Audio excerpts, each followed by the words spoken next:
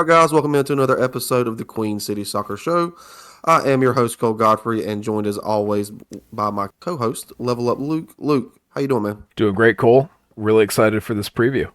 Yeah, absolutely. And we told you on our last pod that we're going to be having a guest join us to preview the Atlanta United match. And y'all know him. If you've listened to this podcast, you've heard him before on the show. He is the legend that is Jason Longshore. Jason, how you doing, man? The legend? Wow, I didn't see that one coming. Thank you. Yeah, absolutely. I don't know if you remember, Jason. When I first started this, and first started writing, even when I was writing for covering the University of South Carolina, I I reached out to you specifically when Atlanta United came into the picture because I wanted to start kind of covering soccer, and you actually, me and you went back and forth on Twitter a good bit, and you helped me out a lot, man. You helped me out a lot with this, and then obviously my writing stuff that I've done. So I just want to say thanks. So in my eyes, you are a legend. Definitely with the Oh, way that's the awesome. That's grassroots awesome. community in Atlanta. Obviously, Atlanta before Charlotte FC, so I followed Atlanta United very closely when they first came out. I was in Bobby Dodd for the inaugural game, and in my eyes, you are a legend. Definitely for what you've done in the Georgia community and Atlanta community for soccer. So Yeah, and Thank just you so much. speaking I'm for lucky to get to do it. just speaking for Charlotte FC fans, I mean, I listened to the last interview Cole did with you on here, and it was great. And then we also had Willie P on, and he was singing your praises. And when we had Jess Sharman on, she was also singing your praises. So I've heard a lot of good things, man. And everybody says that, you're the one that helps people out getting into the business, and you're a good friend, a good connection to have in that Atlanta market. So Charlotte fans owe you a lot for helping out our talent up here, helping us get started. It's funny how all of that connected, honestly. Like our program director when we started with radio here in Atlanta was Terry Fox. And by the time Charlotte was getting launched, he was in Charlotte and he was overseeing WFNZ, and Will had already made the move up that way, so no brainer to get him involved. And I was, talking along with Mike Conti, who is my play-by-play partner and the brand manager here at 92.9 The Game in Atlanta. We were helping Terry out and connecting the dots, and Jess was a perfect fit. And it's crazy how much overlap there's been between Atlanta and Charlotte. I was trying to explain it to somebody recently. Like it's a rivalry. I think there's no doubt about that. It's a rivalry, not a nasty rivalry, and I don't know if it ever will be because of all those shared connections. It's a very friendly, intense rivalry. If that's possible, that's what this is. Yeah, I mean, the yeah, way I look at it is like living in Charlotte, having family from the South, and living in Alabama for a lot of my life.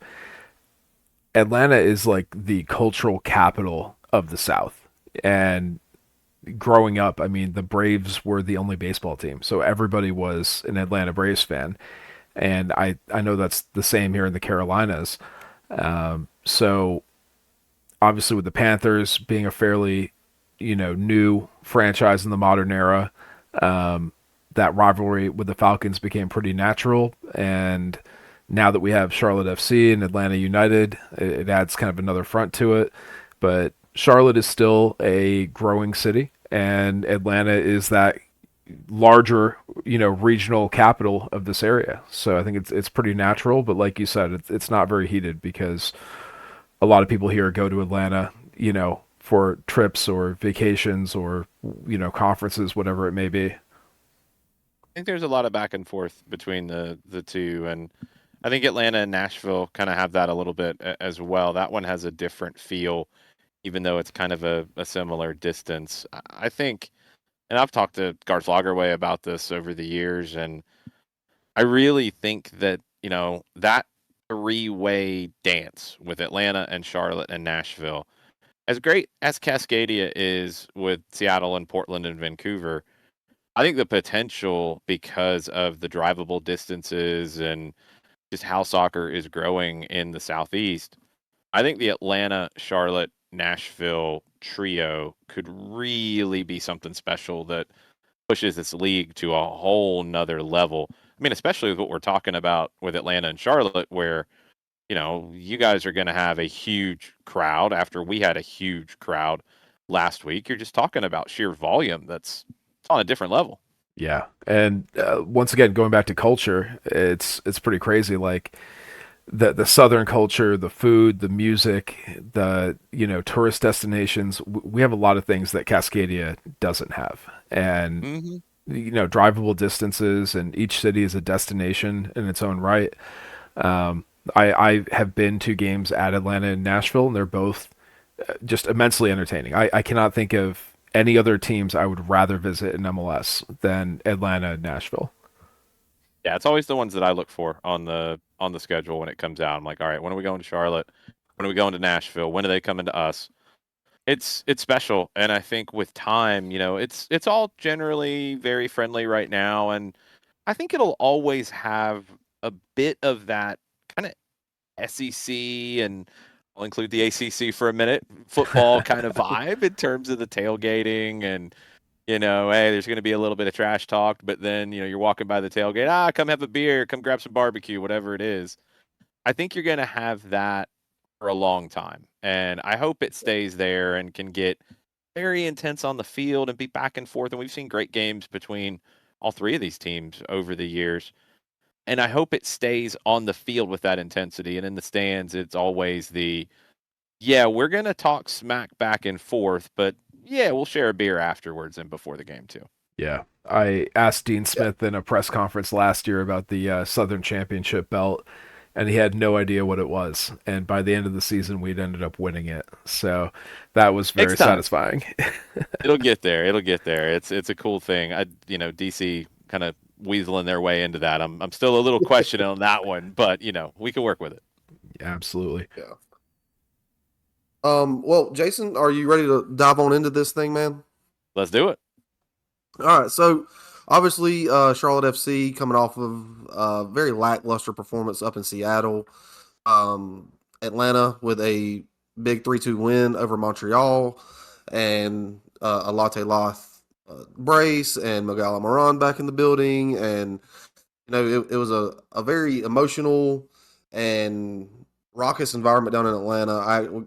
With the later start time for Charlotte FC, a lot of us got to watch that match, and it was very interesting. Obviously, I'm going to get your take on this, but when I know you said you were listening to the Charlotte match on your way out of Atlanta or out of the bins. Have you had a chance to sit down and actually watch any of the Sounders Charlotte match? Yeah, I've watched a majority of it. It's one of those games that I get Dean Smith's frustration afterwards, and it was kind of the same thing with Atlanta, where it's a better result than it is performance. Going to Seattle and getting a point is always good. I had Seattle as the best team in the West, in my opinion, and I know most people are on the LA, either Galaxy or LAFC side of that. I think Seattle's the most balanced team, and I think going in there and getting a point, however you get it, you take it and you run, and you can always strive to play better, but you have to be happy about the result. I think for the Atlanta side of it, it was kind of the same thing. If you go back and look at that game, second half, it almost got away from Atlanta. Montreal is a very good team, by the way, a very different sort of team tactically, and they can create some real tough matchups for you, especially when the center backs get forward and join that attack. George Campbell was doing that a lot in the second half. And Atlanta, I think, got tired. I think they ran themselves maybe a little bit too much, got a little disorganized, but they showed perseverance.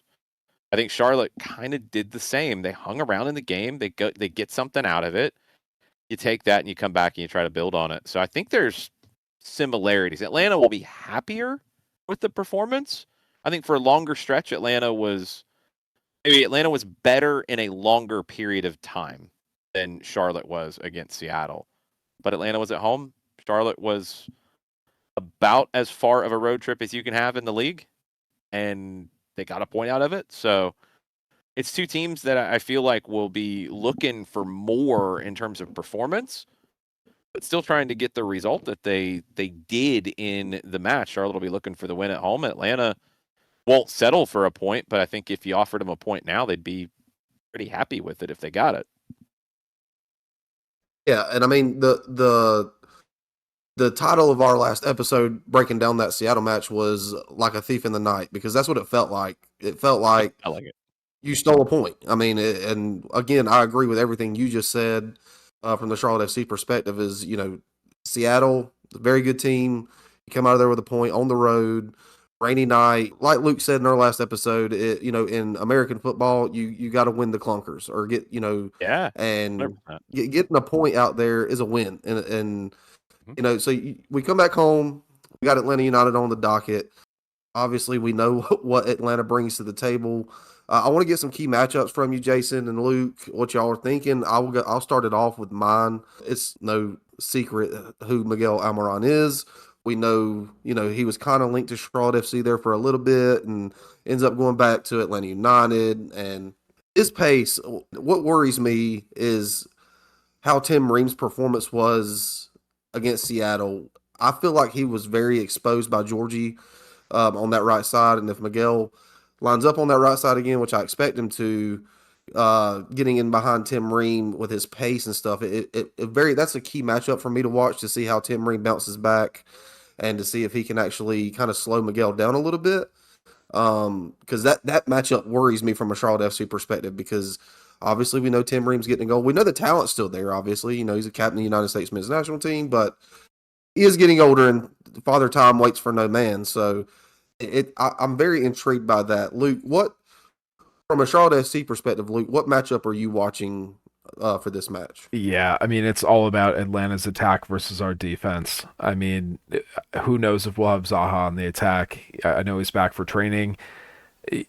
What that tells me, coming back off of, such an emotional event and flying across the ocean a few times in a week, maybe Zaha gets 30, 40 minutes, but Atlanta's attack is so strong and potent. And I watched that Montreal game, and it just seemed like Atlanta was constantly on the front foot, and I was shocked it wasn't a 5-1 blowout. If our back line keeps in form like they were last year, if we see more of that return to form that we were missing in the Seattle game, and you have Tim Ream not facing as much of a tactical mismatch as we saw against Seattle, and he can kind of stay in position and form. And then you have Andrew Privet, Adilson Malanda, and Nathan Byrne in that back line protecting Kalina, forcing those outside low percentage shots. That's what's going to come down to. I think that we match up well on that, but with Atlanta's talent, I'm still very concerned about it.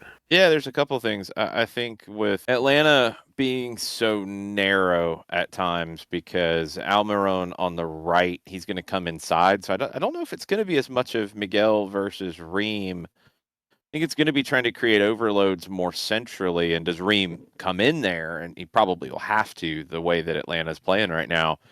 Sabalo Janidza on the opposite side, he'll be cutting in as well, although he stayed a little bit wider than Miguel did on the right. So I think, when you look at it for Atlanta to really exploit that, Matt Edwards, who started in game one, probably going to start here in game two. He's, in his second MLS start, he's going to need to get forward and higher and wider a little bit more. I think Atlanta struggled for width at times against Montreal, and I want to see if they can find a way to exploit Ream's lack of pace. And Edwards can do it. He's got to have the confidence to get forward. But the matchup for me that I'm looking at the most from an Atlanta perspective is Dion Gregerson against Patrick Agimon, because that's a matchup where I think Gregerson can run with Big Pat, but can he handle the physicality, and can he keep him in that, kind of keep him in check? It's tough. I think with Patrick, and he was a player that, watching Charlotte last year, I was just demanding that he play more. I just wanted to see him more because he's such a handful for opponents.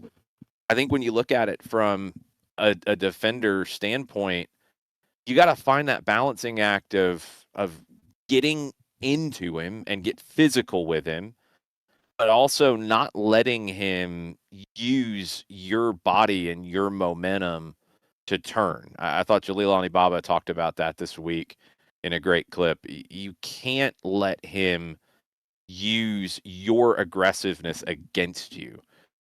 And that's where I'm really curious to see how Gregerson, who I'm expecting to be matched up with him, it could be Derek Williams, it could be Luis Abram. I think it'll be Gregerson. I want to see how he handles it. He was asked about it at media this week, and he talked about kind of bracketing Ajiman and getting somebody in front, getting somebody behind him. And I think that's not a bad play, but then you don't have the spare man like you would like to have, unless you're going to drop one of your central midfielders to kind of be the front of that sandwich in a way. And Slish and Click, the two Polish central midfielders for Atlanta, Slish is pretty good in the air, but he's had some games where he's really struggled in the air. Can he do enough in front of Ajiman? Because if it's the two center backs, then I start to worry about, okay, if it's Zaha for however long he can give, he's 1v1. If it's, Pep Biel getting into 1v1 situations, if it's Vargas getting into 1v1 situations, that's not where you want to be right now if you're Atlanta United. So how can you defend Patrick Ajiman and probably give a second player to dealing with that as much as you can without getting 1v1 in other bad matchups? That's what I'm looking at from the Atlanta defensive perspective. Well, I mean, I'll jump in and just say, like, trying to bracket Ajiman. I mean, good luck with that. That's definitely, like you said, it's definitely the plan. Defend Ajiman in any way, good luck with that. Yeah, I mean, he's really comfortable under pressure. What I'm more concerned about from the Charlotte FC perspective is denial of service to Ajiman. That's what we've been struggling with. If you can eliminate that service and we're not working that ball into the attacking position, that's really how you shut down the Charlotte attack. Our wingers have struggled at times. I know Abada had a great game against Atlanta last year. So, I mean, Cole, we've talked about Abada on our podcast. Do you see opportunities for him in this game? I mean, yeah. I mean, don't get me wrong. I mean, obviously because of the performance last week with Liel, he kind of gets some wayward words thrown at him and this and that, and rightfully so. Sometimes, like I've said, he's just inconsistent at times where he just goes invisible. But I think with Liel, when he comes out and he's on his game and he's having that good movement off the ball and he's getting those trend, and if it's not just Liel, if Liel can actually get good service and they're not pinned in their own final third like they were last week against Seattle for the majority of the match, specifically in that first half, depending on who starts, Eric Williamson or Brent Bronico, if these guys can get forward, and obviously I don't think that Kerwin brings to the table what Zaha does, but having Zaha out there, I think it opens up for all these guys, for Pat, for Liel, and I just think when Liel's in transition and he's running at defenders is when he's at his most dangerous, and he's got to have the opportunity. The same thing with Pat. When Pat gets service, we know what Pat can do. When Liel is on an island or Liel is running at someone, he tends to win those matchups. The problem is when he's on an island and he's against two and he has no support. And that was the issue last week. There was a couple of times where he was getting forward and in a dangerous position, and you looked up and you had Big Pat who was covered by two center backs, and you had nobody else running with him. You had Pep tracking behind, but you didn't really have it because we were sitting so far back, just soaking up pressure, and that's something that worries me about this match, because if you get Latte Loth and Almiron and Klitsch up there and they all get forward and you're stuck, good luck. And so, yes, I think Leo can, obviously, I think he's capable, and I think he is a very magical guy. Definitely off the ball. His runs off the ball, I think, are top notch. It's just, can we get these other midfielders up with him and stay and keep that pressure more in that Atlanta final third? Jason, let me ask you this, man, and this is just a personal thing. I love Brad Guzan. I know a lot of people do not like Brad Guzan. Over Just here. from the U.S. men's national team perspective and stuff. He's a South Carolina Gamecock legend, Hmm. so I love Brad Guzan. But man, how this don't really have much to do with this matchup. It was just a question generally. I just wanted to ask you. How much longer is Brad going to be there, man? Because it seems like I was talking about Father Time a minute ago, but it seems like the fire is still there, and he's still, you know, competing at a decently high level in MLS. Somehow last season, Brad Gazan put Father Time in a headlock. I don't know how He he did did. it. I don't know if Yeah. when he went down to Fort Lauderdale, he found that fountain of youth that they were looking for decades ago. I don't know. But one, he's just a physical freak. I mean, this is a guy who was back faster from an Achilles rupture than anybody could be or should be. To the point that the team's having to slow him down in his recovery because he's just so far ahead of schedule. I think, I don't think he rushed back. I think he just literally recovered very quickly and was physically able to do the job. He was a little rusty when he came back in 23, and that maybe opened the door for some people to take some shots at him, which I think it also coincided with a team that was not good enough defensively and gave up a lot of big chances to opponents. And of course, he gave up goals. Last year, Brad Gazan was very good throughout the year, but he was on a completely different level down the stretch. I've, done every Atlanta United broadcast that there's been. I've watched soccer my whole life. I cannot think of a run I've seen a goalkeeper have over a period of time. Not a one-off, but a run of consistent man of the match performances where he's making saves that he's got no business making. You take that and you add his leadership and you add what he does for the club in the community, what he does for the club in the locker room, just the presence that he has, the tone that he sets, and I mean, at his age, you're watching him every year and you're asking that same question. Can he do it again? But he's earned the right to try to answer the question himself. He has. He's been that good for that long. And, we look at guys who've had that longevity, and this is at the end of his career, you would expect to, with his age. And this is year 9 in Atlanta. He joined in midseason in 17. Not a whole lot of Atlanta athletes who can have that kind of longevity and to have that kind of impact on a club. And I know the saying around here for so long was build the statue about Joseph Martinez. Build the statue for Brad Gazan. I mean, he's been that good to this club from day one. Speaking of statues, did you have a chance to watch the Onside MLS show on Apple TV? I've seen some of it. I've seen the Atlanta episode, obviously, and I saw the first episode, and I'm into the second. I haven't had a chance to watch all of them yet. Okay, well, the Atlanta episode is the vast majority of Atlanta content. So I was going to ask, speaking of Brad Guzan, what are your opinions on him showing up on a major broadcast in the ice tank Speedo? Because I'm just gonna say it. I was very uncomfortable with that entire shot. Him and Dax McCartney. I did not need to see that at all. Yeah, I wasn't really ready for that one when we got a chance to see it. The club did a really cool premiere for season ticket holders and staff and friends of the club. We got to watch it a little bit before that. They did their own documentary as well, kind of leading from the end of the season until the start of this one. And yeah, that was one that got a lot of kind of uncomfortable reactions in the theater that we were watching it at. I did not need any gratuitous Brad Guzan fan service, but I guess I got it anyway. I'm not a huge Guzan fan, but I was watching that Miami series of the playoffs last year, and damn if it didn't make me start to wonder, wait, do I like Brad Guzan? I mean, he was balling out, man.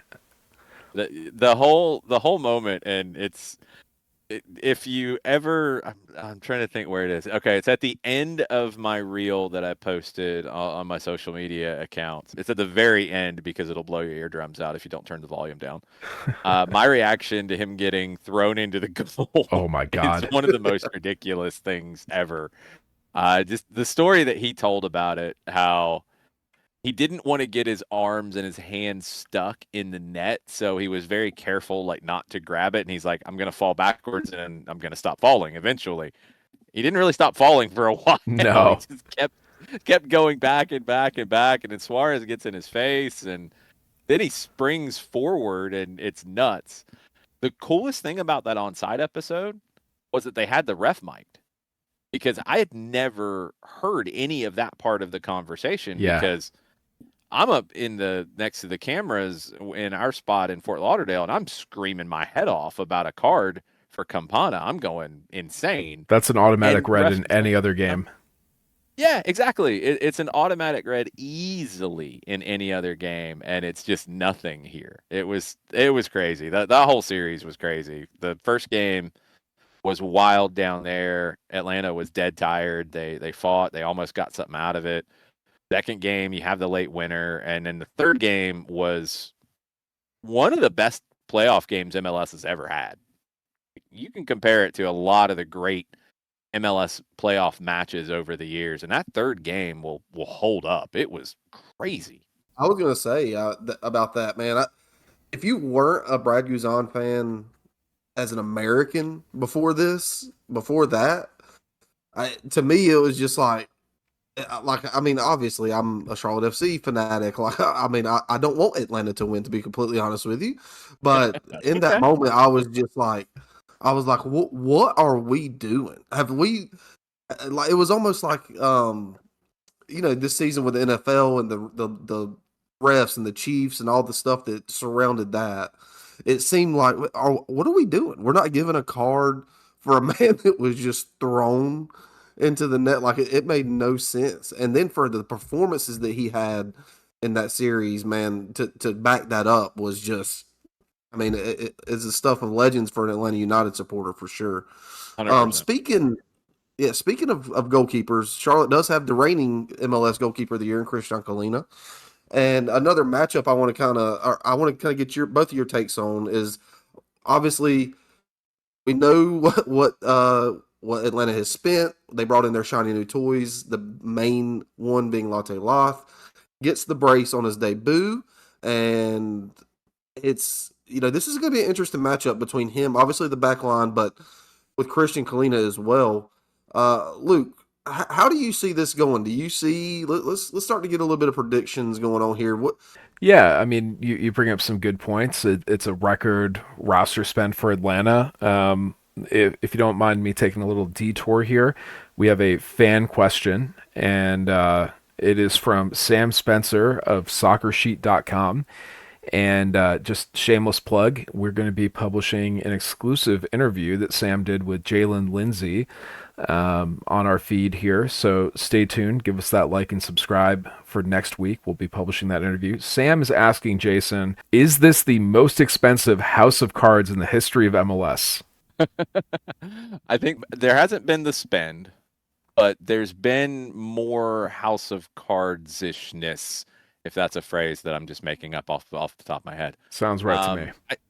I feel like this one, with what they did in the offseason, and look, a lot of people will, I guess, get mad at somebody spending to build a good team in terms of what Arthur Blank has put resources to build this, but this is money that they made in transfers as well. It's not completely like this came out of thin air and Arthur Blank's bank account. They made it in selling Yakimakis and Almada, and Caleb Wiley is another one that was a large transfer that you developed in-house. I think this was an interesting rebuild when you go back to last summer, and Almada, kind of expected to go. He did.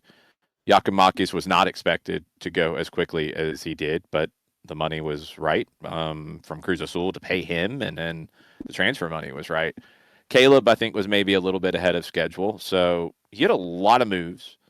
And you got Moranchuk last year, and I think he's really going to flourish with Almiron and Latte Lot around him. I think that's going to help a lot. But then you couldn't get the forward last year. You still go on the run in the playoffs, and you get the feel-good story at the end of it, and then you get to fully rebuild. You bring in a new chief soccer officer, you bring in a new manager, you bring in a new number 9, and you bring back a club legend. And then you go get another designated player, by the way, Mateusz Klich, and you get DC to pay for it, which is craziness. So I don't know if I'd call it a house of cards, because you're talking about a player in Latte Lot who, in August, Ipswich Town put $20 million on the table to bring him into the Premier League. It's not really a reach to spend what you spent and to bring him in and expect him to do really well. Miguel Almiron, he's 220 games with Newcastle. Hasn't been playing as much lately, but you've seen what he did in the league before, and I don't think you're asking him to be that same player. You're asking him to be a very good player, a top player in this team, but not the Miguel of 23 years old. So that doesn't feel like a reach either. Klich, you're hardly paying him. DC is paying him. So that's not too much of a reach. I don't feel like it's any unnecessary risks in the way that Atlanta's been built. Does that guarantee it works? No. I mean, how many times have we seen moves that make all the sense in the world on paper and it just doesn't work? Personalities don't fit. Somebody gets hurt. I mean, look at Toronto, locker room insanity. Yeah. I mean, there's a million different things that can go right or wrong in those situations, but I don't feel like it's a house of cards in any way. I feel like these are all moves that make sense. They took their time with them, so they're not just throwing money at trying to build a better team. Felt somewhat methodical, and that's something that Garth Lagerwey's talked about since coming to Atlanta. He's described himself as methodical. So I think they took their time. They got the best value for the amount of money that they intended to spend. And I think they got a bonus in getting Mateusz Klich into the group for what they got that for. And now you got to make it work. And look, it puts a lot of pressure on Ronnie Dyla coming in the door with year one with the amount of money they've spent, the talent that they have. They should be in competition for trophies. If they're not, that's probably going to be a disappointing season. That's not easy in your first year at a club, but that's the nature of where the bar has been set right now. Yeah, and Sam points out as a follow-up that Miami is much more of a house of cards, but they do have the trophies to show for it. So, great. Yeah, the lesser trophies. I mean, to be Supporter Shield, I think is hard to measure as much now with the super unbalanced schedule. But full credit, I thought Miami would be the opposite of what they were last year. Same. I thought they would be a third, fourth, fifth place team in the East because they'd rotate and they'd rest guys, and then they'd kill it in the postseason. And it was the exact opposite of that, which I didn't see coming. It's a different kind of house of cards with them because of the age we're talking about, and again, father time. Like you can watch somebody fall off in a year and really far. I mean, I think Sergio Busquets is hanging on by his fingernails right now. It's showing with him, and they got to really try to protect him. But I don't feel like that's the case with Atlanta outside of just any larger spend on any player creates a very high expectation that sometimes is too high.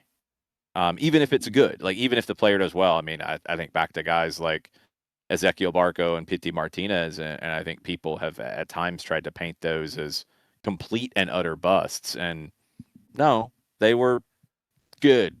Were they as good as the money that was spent? No, they didn't quite live up to it, but they were good players. You're asking Latte Lot and you're asking Miguel Almiron to be top players. And look, they got to perform. I got you. Yeah, and I mean, I want to get your take on this, Jason. I've listened to some of the national pundits this week about this matchup and then just about Atlanta United specifically. And I guess one of the biggest questions coming out of that Montreal match was the back line for Atlanta. And I know you've touched on it a little bit. And if you're one of those people who believe in XG and all this stuff, but I mean, the XG for Montreal in that match was 2.68. versus Atlanta United's 1.4. As much as it seemed like Atlanta was, pretty much on the front foot, and I do agree with what you said earlier. Like it seemed that way watching the match. Montreal had their opportunities, and They did. with that being said, do you see a way for Charlotte to come out and put 2 or 3 past Atlanta United? Yeah, 100%. I think this is a Charlotte team that I really feel like they're on that precipice of either being a top tier team in the East or being in the second tier. And I don't know where they fall. And look, we might not know for a while until you really get to see Zaha build chemistry with the group. I think on paper, Atlanta has as much talent as any team in the East, but they got to perform that way. They had a very good first 45 against Montreal. I think it was one of the best halves we've seen from an Atlanta team in a long time, but they only got 1 goal to show for it. And when you do that, you let a team hang around. And Montreal is one of the more fearless teams in MLS. They're not gonna just park the bus. They're not just gonna settle. They're gonna go and constantly try to put you under pressure. So they did, and they tied the game twice. The good thing is Atlanta showed the resilience to go take the lead 3 times, and they find a way. They've got to be better for Atlanta to be in that elite category, which is where they should expect to be with what they have on paper in that roster. But you got to perform, and you're going to have to be good enough defensively. It feels a lot like what we talked about with Miami last year. Miami could walk in the door and have teams afraid before kickoff when the lineup card came out. And that it was a defense that had some serious flaws in it. I don't think Atlanta is at that degree, but they're going to have to be better defensively. The center back pairing, I think when everybody is healthy, is going to be Derek Williams and Stian Gregerson. Gregerson has the ability. He has to find the consistency, and he has to stay healthy as well. That's been a big issue for Stian during his time in Atlanta. I think Bartosz Slisz as the 6 in front of them has to be consistent, has to be the Slisz that we saw late last season, not the Slisz we saw in the middle where it felt like the pressure was really getting to him. Both have the potential to be big players in this league. They're going to be very important for this team because with the firepower, you're not asking for 10, 12 clean sheets this season. I don't think they're going to need that many, but you're going to need to be better defensively than you were. And that's the whole team. I think what we saw against Montreal and what my fear would be for in this match against Charlotte, because I think Charlotte can really be dangerous in transition. You're going to see Latte Lat, you're going to see Saba, you're going to see Miggy press high.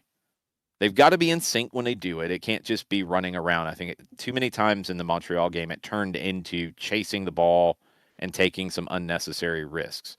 It needs to be contained. It needs to be intense but controlled. So the front 3, and you can add Moranchuk to that or he sits off of it. It varies a little bit depending on the situation.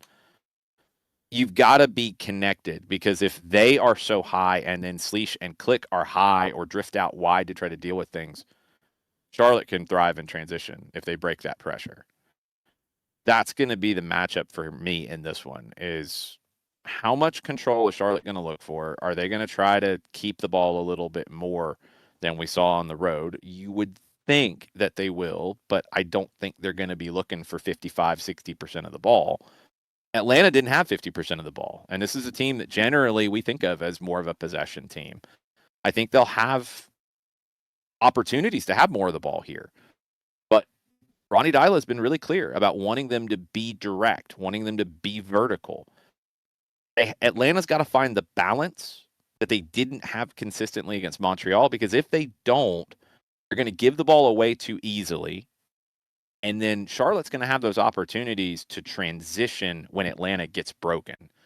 Atlanta's got to be more organized, more controlled, while not losing that level of intensity that I think in the great moments against Montreal, you saw the team flying, you saw the team playing fast, you saw the team aggressive. You can't sacrifice that to have more control, but you've got to find some more control in those other moments. They're going to have to, especially on the road. And I think Charlotte's a team that, as Ronnie Dyla said about Montreal, Charlotte's 1 year further into who they are with Dean Smith.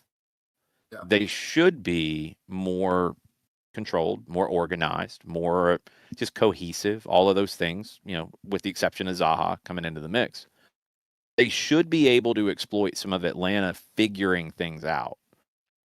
I want to see if Atlanta can be explosive enough here to get in behind Charlotte's back line and start to really be disruptive. I think this is going to be a game of momentum swings. I really do.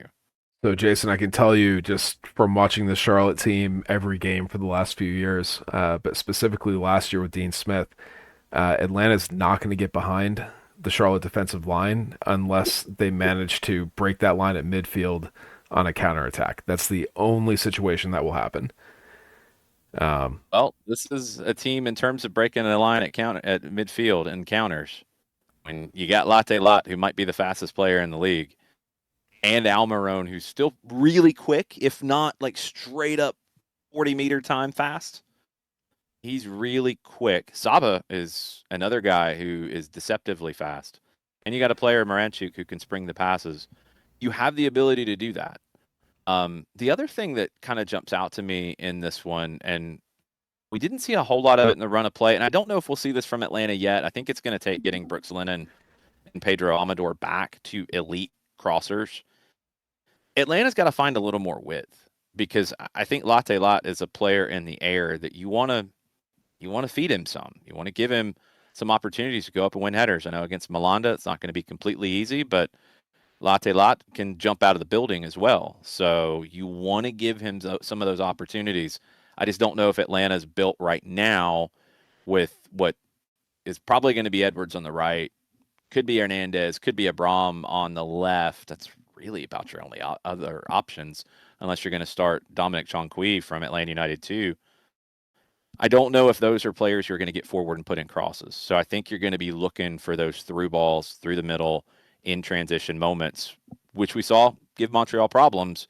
You just got to convert on the opportunities if you're Atlanta. You've got to, when those opportunities come, you got to be a little more efficient in front of goal. Well, Cole, Yeah, I mean, and Cole, we've talked about it. Like Charlotte FC's, kryptonite seems to be those golazos, those like 18 to 25-meter shots that are just on a line. And Lot seems like he has that ability, that he has that kind of shot in the bag. From what I saw against Montreal, didn't he have one that was like a 20-meter shot? He had one from the top of the arc that he cut back on his left, if I remember right. Almiron's got that. Moranchuk really has that. Saba not as much. obviously Mascara has that as well. Yeah, and look, that's the super sub for Atlanta. I guess that's maybe the other element to Atlanta United that we haven't talked about is they're probably deeper than they've ever been.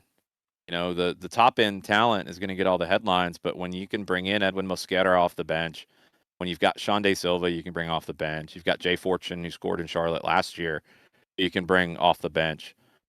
You've got a lot of ability to change the game from the bench. Jamal Tiare, who is a guy who, when he's healthy, he's a double-digit goal scorer in this league. He's capable of it. You've got the ability to really work a team for 60, 70 minutes and then bring fresh legs on. So I want to see if that becomes something that becomes a hallmark of Atlanta in 2025. Yeah, and I was going to say, I mean, we've seen it a little bit as far as the through balls. We've seen it on Jordan Morris's second goal, where Yeah. I mean, honestly, they just threw ball right, and got Andrew Privet, with his hips turned, and it was, it was not a very good outcome because as Jordan Morris is, he didn't take nothing away. He's a great MLS 9. So, with that being said, what I want to ask is from us here, like Jason, how do you see this playing out? What do you think, is your if you had to have a prediction, of how this game's going to end. How do you see that, and who do you think is going to come up with that key moment in this match, or who do you think if it was to be an Atlanta United win, who comes up with that key moment? If it was to be a Charlotte FC win, who comes up with that key moment? I like that last question because I've kind of fallen into a routine now where I don't think predictions until pretty much we start our pregame an hour beforehand. Um, there's so many questions lineup wise in this one too, especially with Zaha. So I think when it comes down to it, in terms of if Charlotte is successful on the day, I think it's going to turn on a guy like Ashley Westwood for me. And I've said it multiple times when we've played Charlotte and he's been there. He can't be given time on the ball. He can't. And I think that's something that Atlanta won't do. Intentionally. I don't think this is a team that's going to drop off of guys very often. I think they're going to be aggressive. Every time they've dropped off of Westwood, it feels like he has picked them apart. So he's the one that I think can turn it outside of Zaha winning his 1v1s, which is absolutely possible. I just don't know what he's going to have to give. I'm kind of with you in terms of that 30 to 40 minutes. I wonder if he's good enough to get you through 45 if you start him, or if you want to bring him in to run at more tired legs in the second 45. I'm curious about that. The easy answer is a guy like Ajiman, but I think it's Ashley Westwood. He's the one who always worries me anytime he has space to pick out a pass. I think for Atlanta, if they have the day that they're hoping to have, I really think you're going to need a little bit more up the field from the fullbacks. And I think if you get that, it's going to be harder for Charlotte to deal with the other weapons in the attack. You don't need Matt Edwards or Luis Abram or Ronald Hernandez on the left. You don't need them to be Brooks Lennon and Pedro Amador. You don't need them to put in 6-7 crosses each. But you need them to be, I think, an outlet wide for this team. Because against Montreal, at times it got a little one-dimensional through the middle, looking for that through ball, which, might be the way through here. But I think you're going to create better looks for Moranchuk, especially if you've just got the little bit additional width to space Charlotte out a little bit more. So you're going to need Edwards and whoever the left back is to just give you a little bit more in those moments. If Atlanta gets that, I think they can cause some problems in the attack. And I go back to what I said just a second ago. Atlanta, when they're playing well, like they did in the first 45 against Montreal, they've got to make it count. They've got to make the good runs of play count and get goals on the board. But also in those moments where they are getting into the attacking half and the attacking third, finish plays. Don't have turnovers. Don't have bad turnovers in moments where you get caught and then Charlotte can transition. Finish plays, get shots on goal, get balls in the back of the net when you have the momentum. And if they do that, I feel like it can be a good day on the road for Atlanta, but they can't let Westwood have looks. And however you have to deal with Zaha and Ajiman, you're going to have to find a way to be better defensively than you were against Montreal. What about you, Luke? Yeah, I'm looking at the odds right now. Vegas has Charlotte winning 45% of hypothetical matchups, Atlanta at 29%, and the remainder would be a draw result. I do not see this being a low-scoring affair. I think it's going to be over 3.5 total goals. And home opener, I think the crowd is going to be a little bit of an X factor. We've only sold 45,000 tickets as of yesterday, so that's not super encouraging from our original expectations and our previous home openers. The 2:30 kick time has something to do with it. Good news. It doesn't look like we're going to be dealing with rainy conditions like we had in Seattle. I think that really put a hamper on our game. We had our team practicing in the cold in Florida and then out in sunny California. And I just think that rain in Seattle and the lack of having Zaha with the squad really threw things off. So, yeah, I'm optimistic for Charlotte FC, but if Atlanta makes, the best of their opportunities, that attack is dangerous. So I think as far as a prediction on this, I'm hoping for a draw, whether that's like 2-2 or 3-3. I think we're going to see something like that. I'm really looking at that Atlanta attack versus our defense as the matchup of the game, and hopefully, like Seattle, we can at least get away with a point. Yeah, and I would like to see, obviously, I would like to see a Charlotte FC win. These teams have played 6 times. Charlotte's won 3, Atlanta's won 3. These teams have not drawn in their short history. That's crazy that there hasn't been a draw between these two yet. It is. It's wild. And Atlanta United, they haven't kept a clean sheet in 13 matches. So, like, it's one of those things where I expect, kind of like you, Luke, I kind of expect to see some goals. I think, and I'm more confident in Charlotte's backline and Christian Kalina than I am with Atlanta United's backline. With that being said, to me, it depends on the service to Big Pat. And if Big Pat can get some service, if Zaha does play, a half, if he plays 50, 60 minutes by some miracle, and he's actually performing well, I think it bodes well for Charlotte. I think Charlotte, if Big Pat can get the service, I think we're looking at like a 2-0, 2-1 type of game.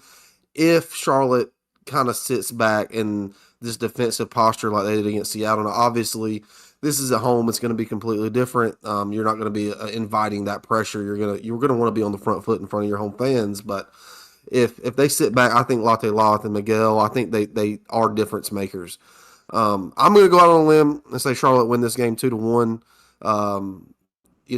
Obviously, I think it's going to be a tight affair. I don't think it's good. The last time that I personally was in attendance and not in a press or media role for Charlotte, I took my son to the Charlotte Atlanta game in Atlanta. I believe might have been 2 years ago.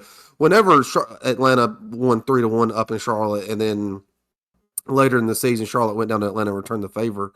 I was there for that, and my son, bless his heart, he was like, I don't ever want to come watch Charlotte play Atlanta again. And but my big thing is, and I spoke about this on the last pod. Yes, Charlotte has been reported to only have sold 45,000. They did the lower bowl is officially sold out. They have announced that. Hopefully it'll be upwards of 50,000 or more in attendance. We don't want to see a lot of red in that building, and might want to cover your eyes. Well, that's what I was getting ready to say.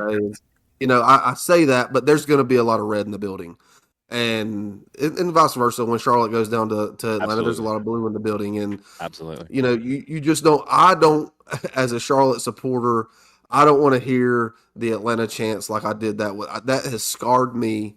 So, but regardless, I don't think it's going to be that type of game. I think it's going to be close. This may be the first draw in the history of these two playing each other. But yeah, Luke, do you got anything else? One last question for Jason. Speaking of that Onsides documentary earlier, whatever happened to Rob Valentino? Because he seemed like Great question. Absolute dude, and I was invested after that Atlanta United episode. I really loved how they treated Rob in that episode. I was really happy that they made him look like that guy, like a rock star. It was very, very cool. I know from what I've seen, he was actually in the running for the Canadian women's national team job. Then ended up going to Casey Stoney. I don't know. I think, when it didn't pop off for him for an opportunity, I think he was in the mix for the Vancouver job as well. When it didn't happen, I think it's good for him to sit back and wait. He gets to catch his breath a little bit right now. He was with Atlanta United from day one until last year, and last year was a very stressful ride for him. I told him multiple times, but it felt like that Miami series especially, every game kept topping itself. There were so many moments in that run that I'll never forget in my time in the game. And outside of winning MLS Cup in 2018, that run last year was as much fun as I've had with the club in any other season. It was just magical, and it was cool to be the underdog for once and see what he did with that group that a lot of people had counted out. He's going to be a great manager wherever that comes. Atlanta United wanted somebody with the experience that they ended up getting in Ronnie Dyla. I mean, you've got somebody who's won league championships in 3 different leagues in the world. Not a lot of people who can say that. I think Rob Valentino is going to be a big success. And I think it's just whoever ends up taking that chance on somebody who has not been a manager outside of being an interim is going to get a great person. They're going to get a great advocate for their club, and they're going to get somebody who's going to, sweat and bleed and put everything into making it a success. And I think they'll get that success from him. I'll be very curious to see where he ends up. He was a great person to work with. Was really good to us with the radio team. Always gave us anything that we needed. Always made time for us. A really good guy that I'll always be rooting for. Love to hear it. I was expecting a tight 20 minutes here, and we're closing in on an hour at the moment. So it's a great conversation, and obviously we'd love to have you back next time we play you guys. Yeah, absolutely. Anytime. I love that we're at a point where 45,000 tickets sold 2 days before a game's a disappointment. I mean, that's just amazing that this is where we are in 2025. It's very cool. It's only going to continue to grow from here. That's what's so exciting about it. This has the potential to be a really big game in the overall Eastern Conference in 2025. It really does. I think for Charlotte, it's an opportunity to make a big statement, and it is for Atlanta too. I mean, Atlanta got really good on the road last year, especially late under Rob Valentino, but it was in a very different way. It was more defensive, it was more counter, it was more hold on. I don't think ultimately that's where this club wants to be. They want to be able to take their style, their identity, and make it work away from home, just like it will hopefully work at Mercedes-Benz Stadium this year. So it's a big opportunity for a statement on the Atlanta side as well. I think that creates a lot of urgency for both teams and should create a really entertaining day when all is said and done. I don't know which way it goes, but I think it's going to be a great advertisement for soccer in the South, in the stands and on the field too. Yeah, and this is the only game that's on at this time slot. It's going to be nationally televised on Fox. I believe kickoff is actually 2:15. Coverage starting at 2:25. 2:25. Okay, with 2:25. coverage starting. I got the sheet. Super common start time. Love to see it. Very exact. We got to have we have an hour pregame show, and now it's an hour and 25-minute pregame show. So we're gonna have a lot to talk about.